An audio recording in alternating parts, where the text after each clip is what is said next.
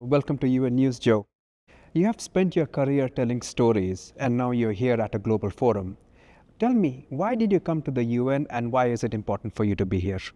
Well, I'm here at the UN for the World Summit on the Information Society. This is all about the digital world. And why is it important? I think it's not always obvious how digital technology impacts so many other things that we all care about, whether that's economic things or health things or the environment or crime and justice or whatever it is that you care about. I feel like a lot of solving those problems comes down to how we communicate and how we collaborate. And today, so much of that revolves around digital technology. So for me, talking about governance of digital technology is sort of the key root problem that often needs to be solved to solve so many other problems. And I guess that's why I'm here.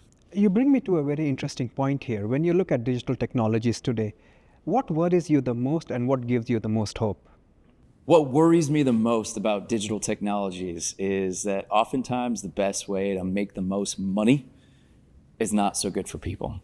We've seen this for decades now with social media, for example. And look, social media can be so great and continues to be so great, but there are all these damaging side effects. There's a global crisis in mental health and loneliness. There's a rise in polarization, extremism, and authoritarianism, and I could go on. And those damaging side effects are all the results of a business model, of algorithms that optimize for maximum attention to suck you in and hook you and keep you for as much time as possible, because that's the best way to make money with ads.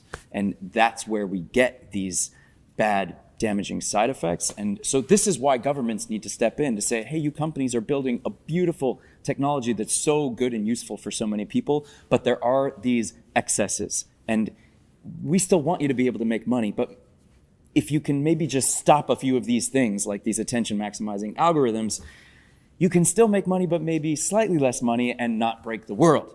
So this is why I'm here advocating for governments to kind of get in the game. For a long time, governments have sort of stayed hands off with digital technology, and it hasn't worked out well. And I think it's time for that to change. So let me ask you about the people who are affected, who feel overwhelmed, who feel disconnected. What message would you like to give to them from this forum? The bullies of the world want you to feel overwhelmed and disconnected.